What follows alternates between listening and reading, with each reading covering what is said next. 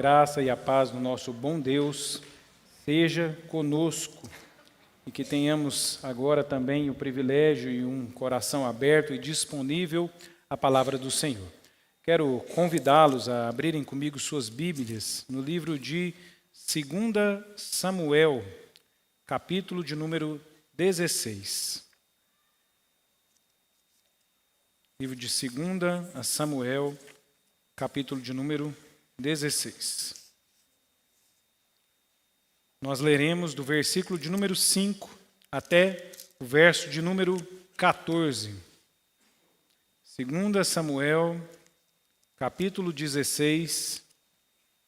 Estarei lendo, os irmãos me acompanhando em suas Bíblias, do verso 5 desse texto até o versículo de número 14.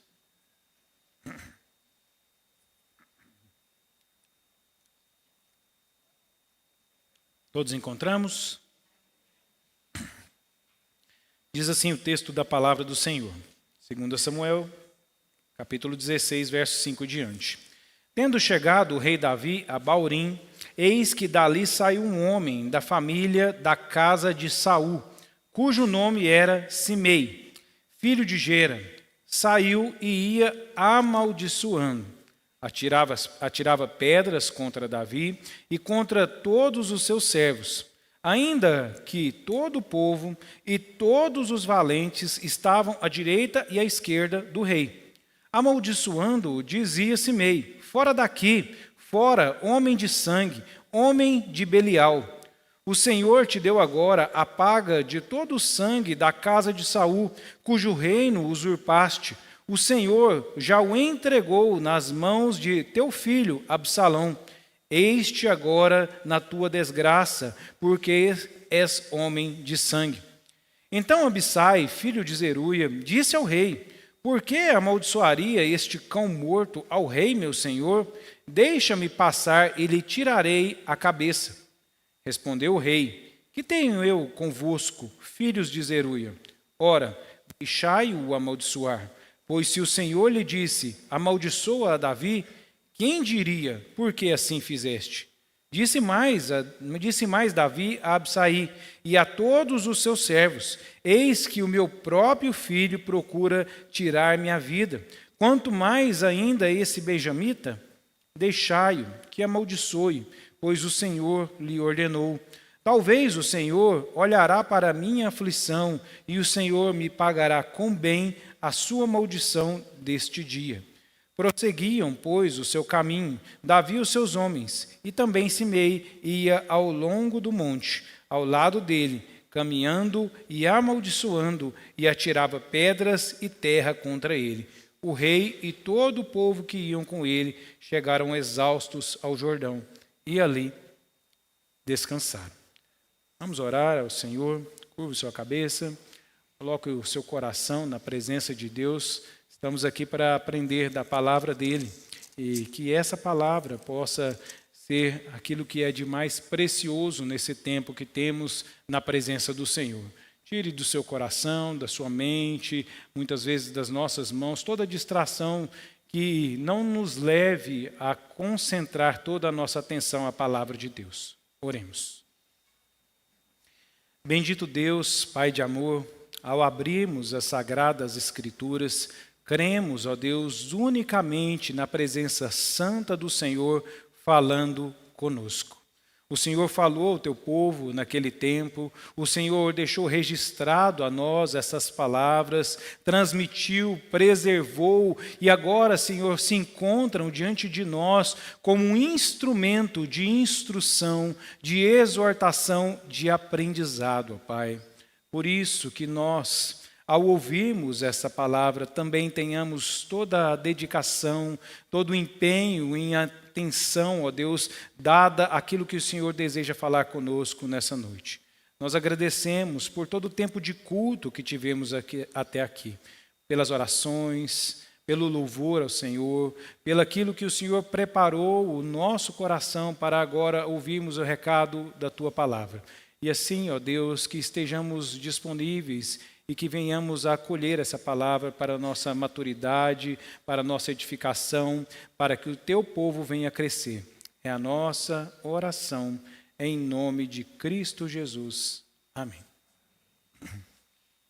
Houve um debate que cercou a minha mocidade há um tempo atrás, que até hoje me chama muita atenção.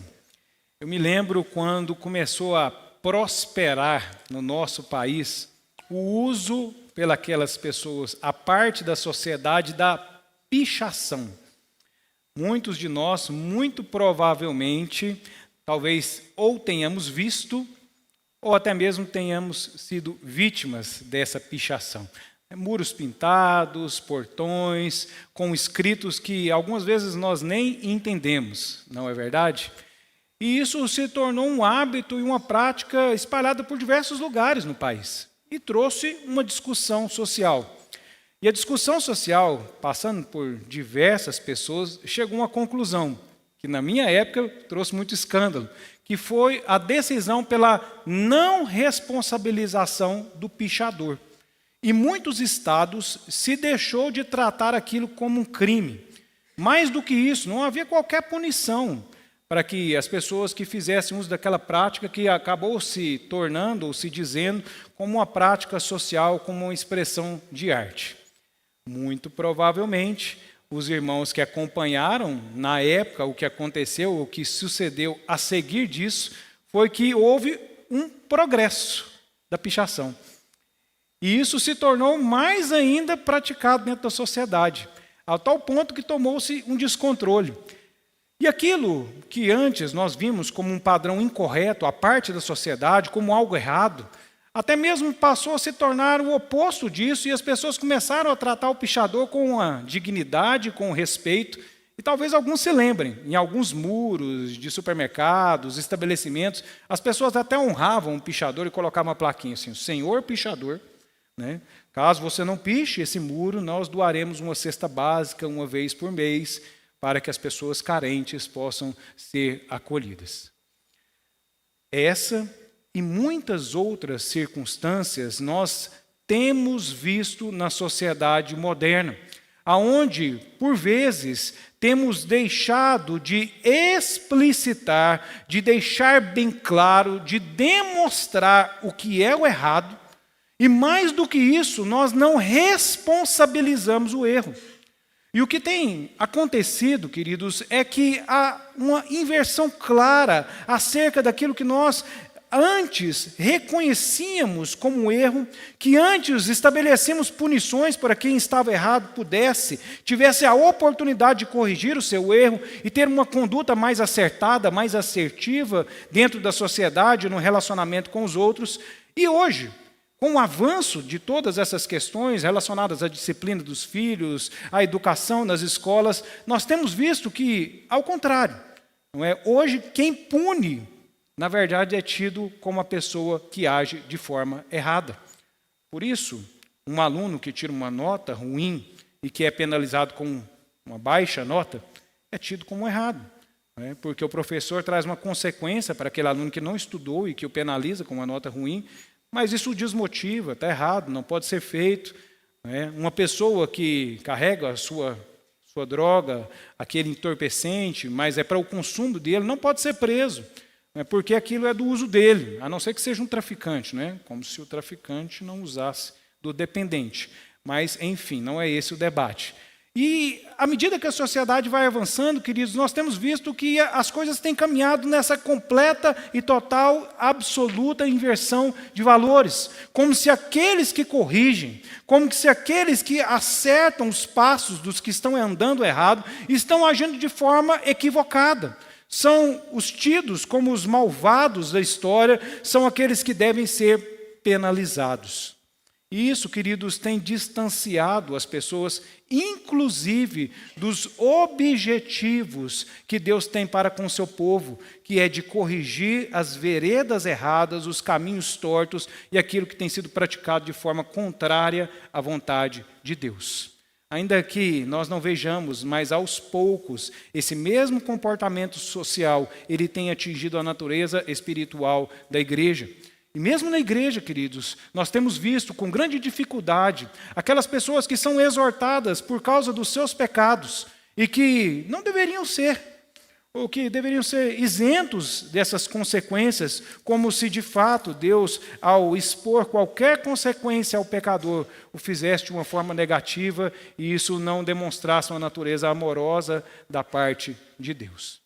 Hoje eu quero pensar um pouquinho com os irmãos acerca desse tema, que é espinhoso, é difícil, é delicado, mas que precisa ser tratado por nós como igreja, que é o difícil aprendizado acerca da disciplina. Quando falamos sobre disciplina, queridos, naturalmente, por causa dessa trajetória social, nós começamos a imaginar que aqueles que disciplinam e que corrigem não são os que amam, ao contrário disso. São aqueles que são punitivos e que desejam afastar ou excluir as pessoas da sua companhia. E isso também é levado para a pessoa de Deus. Mas a palavra de Deus nos diz o contrário. E, na verdade, quando estudamos a palavra do Senhor, percebemos que a disciplina ela expõe o erro, os seus prejuízos, e ela dá a oportunidade de mudança, e a disciplina ensina aqueles que são corrigidos para que não voltem a falhar e que tenham uma vida aprovada pelo Senhor e digna desse mesmo Deus. Eu quero com os irmãos pensar um pouquinho acerca disso, olhando para o exemplo da vida de Davi. Davi ele tem uma trajetória bem difícil nas Escrituras. É alguém marcado por uma vida completamente dedicada, subserviente ao Senhor, mas que mesmo essa pessoa que tanto adorou, que dedicou o seu tempo ao Senhor, também se achou envolvido em escândalos e situações absolutamente difíceis. E aqui a gente vai fazer um resumo bem rápido para a gente entrar naquilo que é o objetivo do nosso texto, de compreender esse momento da vida de Davi. Davi ele foi escolhido para ser rei sobre Israel. Foi ungido para o tal. Mas esse não foi um caminho simples, porque no tempo em que ele foi ungido, ainda Saul governava. E ele precisou passar por todo esse tempo em que Saul era rei, sendo a ele submisso e aguardando o tempo do Senhor para que ele ascendesse ao trono. Mas esse caminho foi um caminho também difícil, um caminho árduo. E ao longo da caminhada de Davi, ele passou por diversas situações onde o próprio Saul tentou lhe tirar a vida. Ele precisou fugir da presença de Saul. Ao longo dessa caminhada, ele que era casado com a filha de Saul, ele também perdeu a sua esposa. O rei, no período em que Davi estava afastado de dentro do povo de Israel, deu a sua esposa a uma outra pessoa para que casasse com ela. Ele também perdeu a sua família, e foi um caminho difícil, até que o tempo da disciplina de Deus chegou até a Saul. Saul, então, ele veio a falecer em um evento de guerra, nós conhecemos também essa narrativa, e aos poucos, então, Davi foi ascendendo ao trono, de acordo também com a vontade e o tempo do Senhor. Começou na tribo de Judá, porém, ele também teve resistência, porque o filho de Davi assumiu o trono nas outras tribos, com o apoio de um capitão que era Abner, e que também foi, com o longo do tempo, cedendo a essa expansão e ao governo de Davi. A gente sabe, não é? Com o passar do tempo, ele ascendeu ao trono, se tornou rei, se tornou governante sobre Israel, e com o seu governo, o povo de Israel prosperou, cresceu, e houve também um tempo pacífico, onde ele pôde governar também fazendo a vontade de Deus. E nesse tempo, esse tempo um pouco mais pacífico, o povo ainda assim expandia seu território, mas havia mais paz em Israel. Nós conhecemos bem a história acerca de como Davi se desviou do caminho do Senhor. Ele conheceu a Batseba, que era casada com um dos valentes, um dos guerreiros de Davi, e ele tomou aquela mulher em adultério. Ele não somente fez isso, mas ele conduziu a vida do esposo daquela mulher para que ele fosse morto em uma situação de guerra, tomou para si a ela como esposa, tudo isso escondido para que as pessoas não conhecessem o seu pecado, o seu erro. Mas a palavra de Deus nos diz que tudo isso foi descoberto, e Davi ele também foi exposto à disciplina da parte de Deus. Deus o perdoou, porque ele se arrependeu, mas Deus disse que a ele viria consequências. E os capítulos anteriores a esse que nós lemos nos reportam então a essas consequência. Um dos filhos de Davi, Absalão, ele se revolta contra o seu pai, ele usurpa o trono do seu pai. E o texto que nós temos aqui, queridos, é da peregrinação de Davi. Ele é obrigado a fugir do seu trono, da sua terra, mas ele vai com um grande exército, com a grande parte do povo. E é interessante nós notarmos, porque aqui Davi ele está passando juntamente com o povo pelo caminhar da disciplina de Deus. Ele estava sofrendo as consequências, e ele sabia isso claramente, porque Deus havia dito a ele que por causa do seu pecado ele teria essa revolta dentro do seu lar. E diante dessa situação de revolta, nós vemos então Davi caminhando em um território, versículo de número 5, e naquele território, então, onde Davi passeava, saiu um homem da casa de Saul, cujo nome era Simei. E esse homem, então, ele expõe a Davi uma situação extremamente difícil. Davi estava ali com todo o seu exército, ele ainda era rei, de fato, caminhava com parte do seu povo, e aquele homem, então, passa a humilhá-lo, a amaldiçoá-lo, a lançar pedras sobre ele e a lançar sobre ele também o juízo por causa das suas atitudes. E Davi então tem que se confrontar com as consequências decorrentes do seu erro e da disciplina que Deus agora aplicava sobre a sua vida. E eu quero tirar aqui algumas conclusões, algumas lições acerca do que a disciplina nos ensina.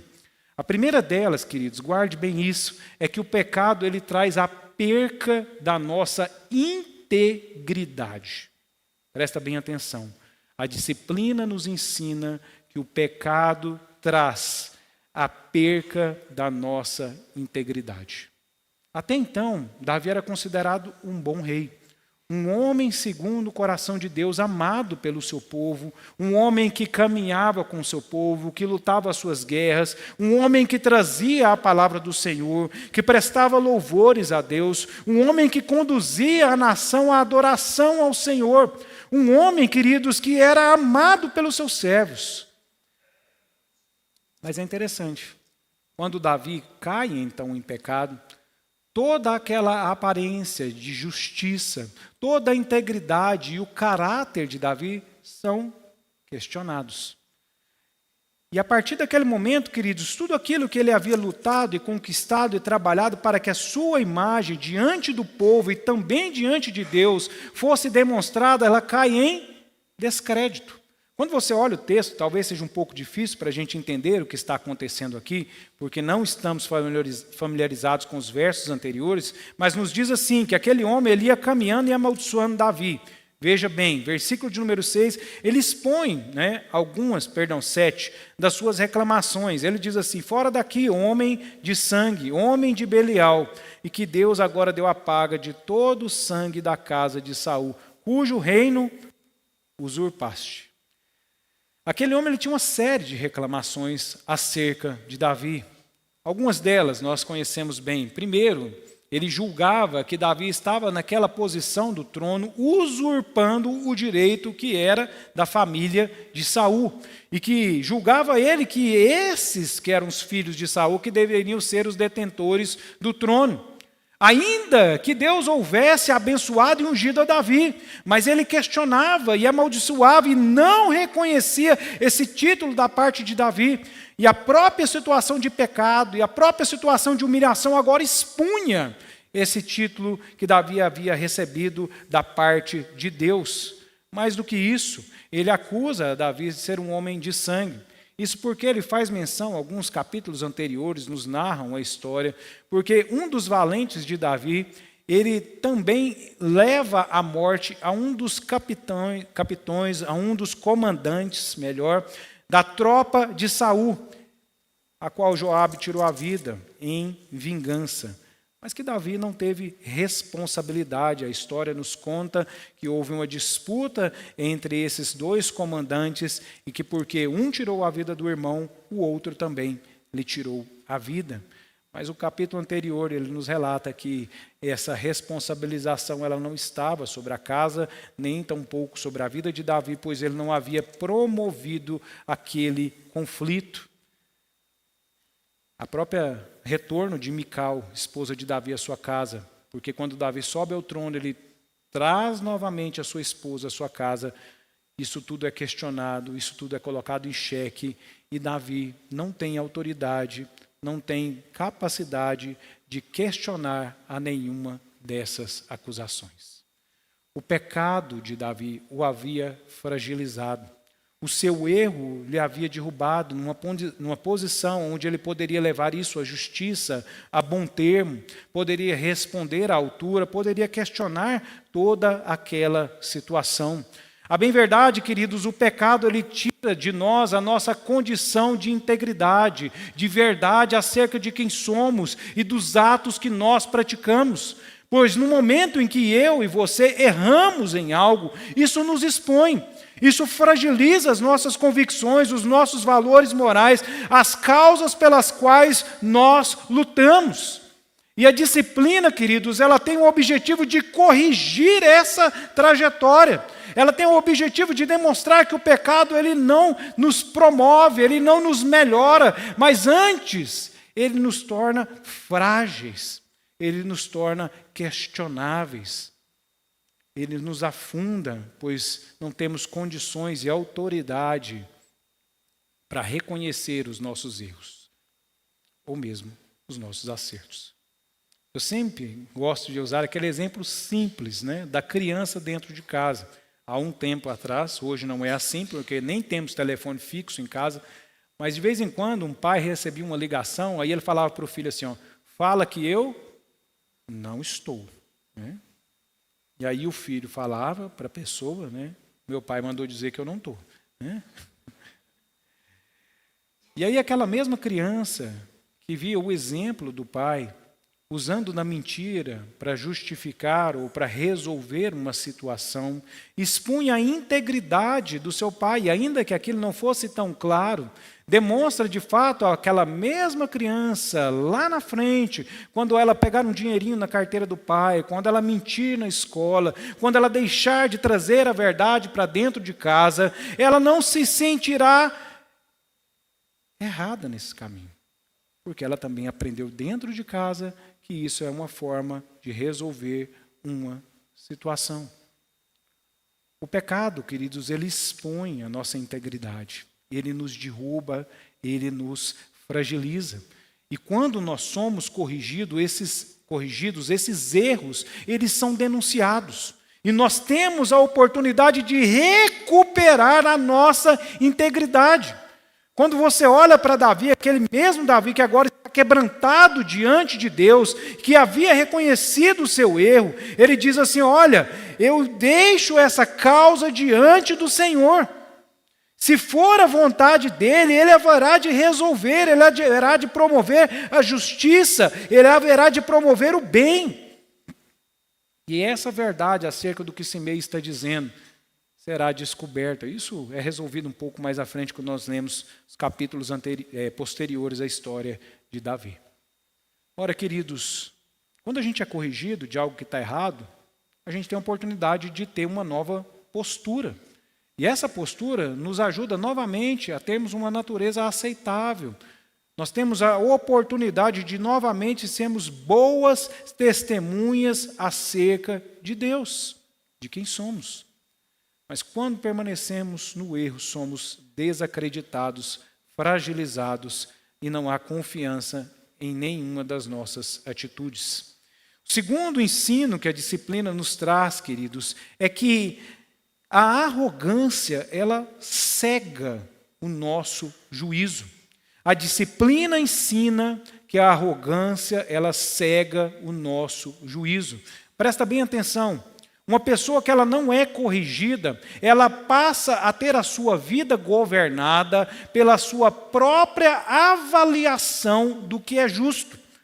E ela passa a trazer sobre si as suas justificativas para o seu erro. É justamente o que aconteceu com Davi antes de todas essas coisas. Quando ele então se engraça por Batseba, ele então encontra justificativa no seu coração para os atos que todo momento ele fez para que ele tivesse aquela mulher ao seu lado. Ele adultera, ele leva à morte o esposo, ele toma ela para sua esposa, e tudo isso ele faz tendo como justificativa o seu próprio coração. Mas a disciplina, ela dá a oportunidade de que essa arrogância, esse autojuízo que nós fazemos, ele seja lançado por terra. É tão interessante, eu gosto dessa narrativa, especialmente por esse caso em particular. Porque quando aquela turma de gente, nós imaginamos aqui, eu vejo lá o Palácio do Planalto, o presidente passando, aquele tanto de gente armado do lado e um no meio do nada lá e joga uma pedra no presidente. É fácil de resolver. A segurança dá um tiro no cara, ele cai duro lá e pronto. Pode ser na perna ou pode ser em um outro lugar fatal. E pronto, está tudo resolvido. É essa situação ali, queridos, não é outra. Aquele homem sozinho, ele sai do meio do nada, e ele amaldiçoa, e ele fala mal, e ele coloca aquela autoridade diante de uma situação, de uma exposição extremamente vexatória. E aí o que o comandante dele faz? O óbvio, não é? Ele diz assim, olha, quem que é esse cachorro, esse homem aqui que não tem nada para poder reagir, está falando contra o rei? Me fala, eu vou lá e corto a cabeça dele.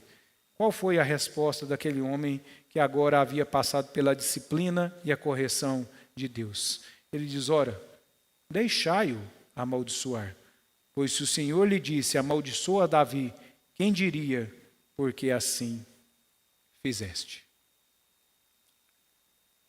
É engraçado, não é, queridos? Porque é o mesmo homem que há um pouco tempo atrás disse, vai lá e mata o marido de Batseba. Agora ele está dizendo aqui, não, é Deus que mandou ele me amaldiçoar. O que eu preciso é me humilhar, reconhecer o meu erro, reconhecer que eu até aqui fiz o meu próprio juízo sobre mim mesmo, mas agora eu preciso me submeter à vontade de Deus. A disciplina, queridos, ela nos coloca no lugar correto. Deus sobre todas as coisas e nós abaixo do Senhor. A nossa vontade abaixo da de Deus. Nossos desejos abaixo do Senhor. O nosso juízo, a nossa governança, todas as coisas abaixo daquele que é soberano.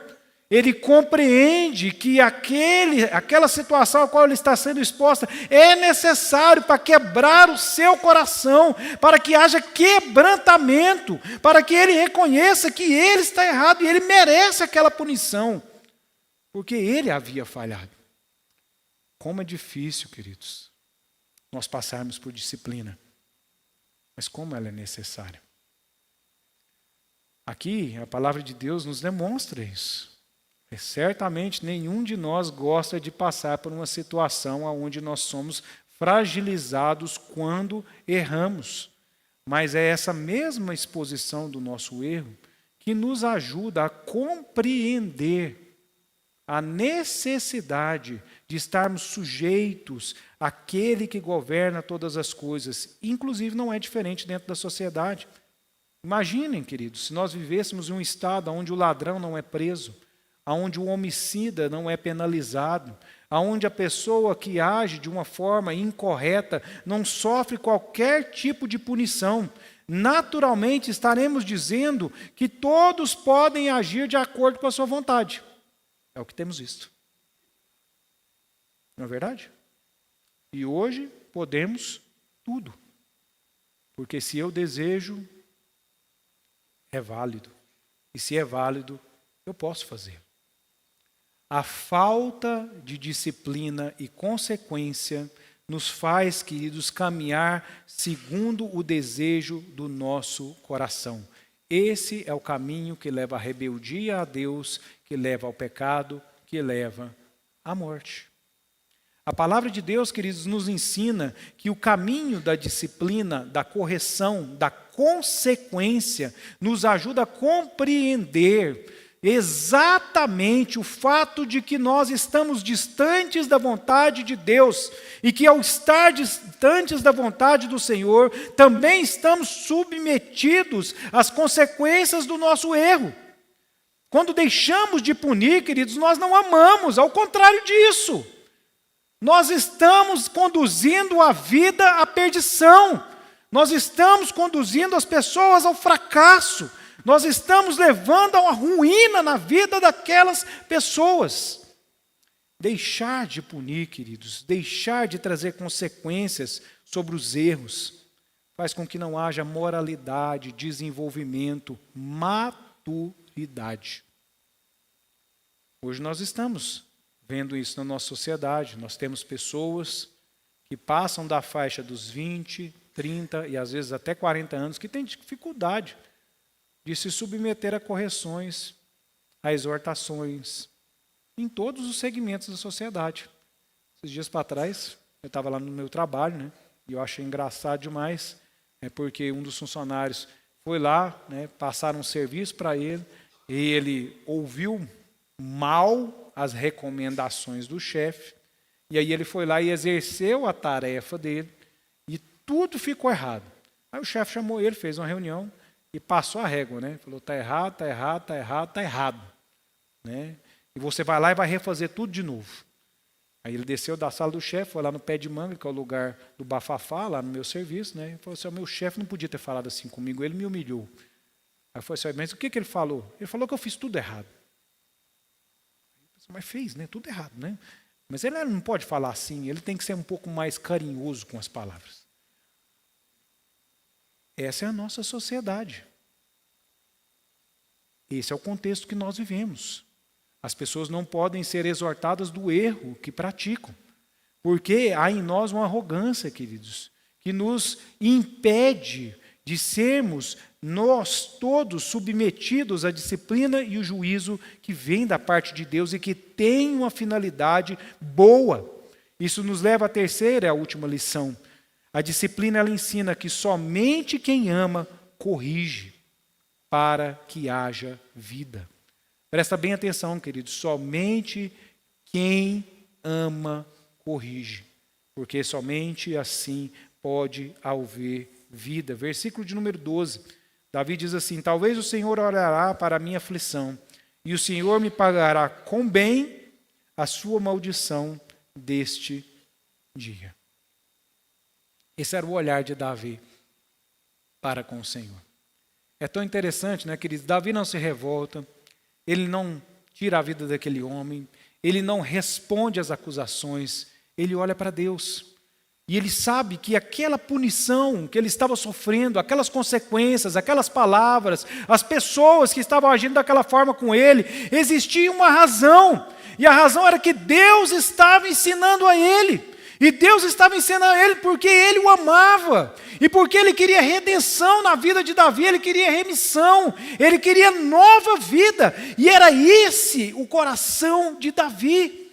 Queridos, a palavra de Deus, quando ela chega até nós, ela diz que Deus corrige a quem Ele ama. Porque Ele não quer que essa pessoa se perca, Ele não quer que essa pessoa seja lançada fora, mas o Senhor traz de volta as suas veredas. Ele aperta, Ele amassa, Ele quebra e Ele faz de novo, porque aqueles a quem Ele ama, Ele os corrige. E aqui presta atenção, queridos, se eu e você alguma vez fomos questionados porque pecamos, agimos errado, não se sinta mal, agradeça a quem o faz, sinta-se honrado, sinta-se satisfeito. Essas palavras, se são contra o seu pecado, elas vêm da parte de Deus. Se o seu pecado está sendo denunciado, é porque Deus quer o melhor para você. O mesmo Deus, queridos, que corrige, é o mesmo Deus que acolhe, é o mesmo Deus que restaura, é o mesmo Deus que levanta. E tudo isso Ele faz por amor, e não o contrário. A sociedade tem tentado torcer o entendimento relacional de Deus para conosco, fazendo-nos imaginar que somente Deus nos amará se Ele não disser para nós em nenhum momento que erramos. Se Ele não nos corrigir em nada. Mas ao contrário, queridos, assim como um pai cuida de um filho, expondo os seus erros, conduzindo a sua vida, Deus age da mesma forma conosco. Um dia meu menininho estava lá em casa, né, e aí ele foi tomar banho, e aí o Daniel, ele gosta do chuveiro quente, bem quente, mega quente, né? Daquele jeito assim, sabe? Quando você entra lá no banheiro assim, sai aquela nuvem, né? assim, meu Deus, né? O que está acontecendo aqui, né? Aí ela era pequenininho e não alcança lá em cima, né? E mesmo se alcançasse, a gente ensina o quê? Não fuça, né? Aí eu cheguei lá no banheiro e ela estava com o rodo assim, ó. Né, batendo, e o chuveiro fazia assim, ó. Né? Aí eu peguei o rodo, a vontade era de fazer pá, pá nele, né? Tá, não fiz, né? Mas eu puxei ele lá no cantinho, né? Dei uma conversadinha no pé de orelha, tá chegando ali, né? Falei assim, meu filho, tá errado. E por causa disso você vai tomar um banhozinho frio, era de você mesmo, filho, né? Chegou agora, os colegas vão contar, né? Ele tomou um banho frio naquele dia, né? Para ele aprender a nunca mais fuçar lá na alavanquinha, né? Que podia levar a uma condução elétrica, podia levar um choque, podia levar ele até mesmo a sofrer uma consequência maior. E por que a gente faz isso, queridos? Por que a gente corrige? É para o bem. É para que haja vida. É para que ele aprenda. É para que, de fato, queridos, essa pessoa melhore. Nós fazemos assim com aqueles a quem nós amamos. Nós agimos dessa maneira porque desejamos cuidar. Esse mesmo tratamento que um pai tem para com seu filho pequeno é o mesmo tratamento que Deus derrama sobre nós quando pecamos. É o mesmo tratamento que ele teve quando Adão e Eva pecaram. Deus não tirou as consequências, mas ele também redimiu. Mas ele também trouxe para junto de si, mas ele, aprove a ele levantar um Salvador para que houvesse redenção à humanidade, mas as consequências ficaram. E elas servem todos os dias para eu e você entendermos qual é o prejuízo de uma vida no pecado. É por causa desse pecado que adoecemos, que o trabalho é árduo, que morremos. As consequências, elas nos apontam, queridos, os prejuízos de uma vida distante de Deus, não fuja delas. No momento que você deixa de ver as consequências, você também caminhará largamente para o caminho da perdição. E é isso que Davi havia aprendido muito bem. Ele podia se eximir de todas as responsabilidades, levar adiante o seu povo, matar aquele homem, viver como quisesse, tentar tomar o trono de Absalão novamente, mas ele escolheu aguardar a resposta da parte de Deus. Isso nos traz algumas aplicações importantes e eu gostaria de deixá-las com os irmãos nessa noite. Em primeiro lugar, queridos, como eu disse, esse não é um assunto fácil. Ninguém gosta de ser corrigido, ainda mais no tempo presente, não é? Nós temos grande dificuldade com esse tema. Nós temos grande dificuldade, queridos, inclusive dentro da igreja. De vez em quando a gente passa por situações dessas, aqui no púlpito, como o povo do Senhor, andando no corredor, caminhando pelos nossos afazeres. A gente imagina, queridos, que a disciplina ela nem deveria existir. Não pense assim. A palavra de Deus trata a disciplina como uma das marcas da verdadeira igreja do Senhor. Porque a disciplina é uma demonstração clara da vontade de um Deus amoroso que quer a sua salvação. Portanto, acolha no seu coração quando Deus deseja expor algo que você está agindo errado. Ainda que isso seja doloroso, existe um caminho de redenção da parte de Deus nesse tocante. Nós vivemos um tempo, queridos, onde pulamos de galho em galho, né? Onde nós somos corrigidos, nós abandonamos aquele lugar. E vamos para outro, até que cheguemos em um lugar onde ninguém nos pune por nada. Ao fazermos isso, deixamos de ter maturidade, deixamos de avançar, deixamos de progredir na nossa carreira. A disciplina ela é necessária. Não tenha ela como alguém que o faz pelo mal, mas tenha alguém que faz pelo bem e que faz porque te ama. Se a sociedade tem ensinado de uma forma diferente, rejeite, porque essa não é a vontade de Deus para as nossas vidas. Um ponto importante, a disciplina, ela restaura a nossa integridade. Quando somos corrigidos, o primeiro sentimento que a gente tem é assim, de desconfiança, né? Assim, fulano errou, mas toda vez que você olha para ele, você pensa assim, será que vai errar de novo? Será que vai fazer aquilo de novo? Será que vai falhar de novo? Mas quando a gente passa pela disciplina, quando há humilhação, quando há submissão, o primeiro sentimento que nós temos, olha, a pessoa vai ter um caminho diferente. Ela tem um desejo diferente, ela deseja mudar de vida. E a disciplina, ela restaura a nossa integridade. As pessoas olham para nós de forma diferente. Entenda, esse é um caminho que Deus promove no coração do seu povo. Então, queridos, compreendam. A integridade, ela vem no momento em que nós somos verdadeiros e que nós aceitamos o tratamento da parte de Deus. Portanto, compreendam, passar por esse processo, ele fortalece o nosso caráter. Ele nos fortalece. Segundo lugar, aceite todas as vezes que você é exortado, quando a base é a palavra do Senhor. Nós temos um grande caminho, no tempo presente, de ter o nosso próprio juízo sobre o que nós achamos que é melhor para nós mesmos. Não é à toa que está aí a sociedade debatendo temas que estão extremamente pacificados dentro da palavra do Senhor. Dentro da igreja nós temos debates acerca desses temas.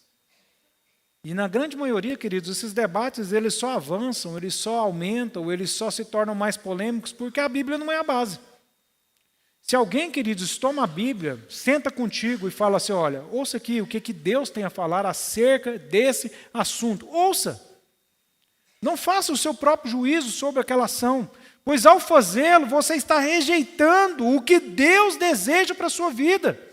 E você está impondo sobre si o seu próprio juízo de valores. Nós vivemos uma sociedade, queridos, que não aceita nada. Não sejamos assim. A Bíblia é a nossa regra de fé e de prática. E se ela é a nossa regra, devemos nos submeter a ela. Ela deve ser a nossa base. Se alguém vem falar com você, e se a Bíblia é o viés da conversa, se submeta. Reconheça a autoridade de Deus. Deus fala através das Escrituras e elas visam o nosso bem. E finalmente, queridos, compreendam. O diabo ele não quer te punir por nada, O mundo, menos ainda. O nosso coração, jamais. Deus, ele nos corrige. Mas porque ele tem um objetivo redentivo nas nossas vidas. Não tenha por mal quando o Senhor também traz sobre nós as consequências quando falhamos. Tenha por bem, esse é um Deus que te ama. E por isso o mesmo Deus que também traz as punições, como o próprio Davi bem o disse, é o Deus que olha com misericórdia, que renova essas misericórdias e que restaura a vida. Olá, que bom ter você por aqui. E aí, gostou do vídeo? Então não se esqueça de se inscrever no nosso canal, ativar o sininho para receber as notificações dos outros vídeos que virão, curtir esse vídeo e principalmente, é claro, compartilhar ele com as pessoas que você ama, para que elas também sejam edificadas e abençoadas por essa mensagem. Nos siga também nas outras redes sociais que estão aparecendo aí na sua tela, para você poder acompanhar melhor os nossos horários e as nossas programações. Tá bom? Que Deus abençoe sua vida e até o próximo vídeo.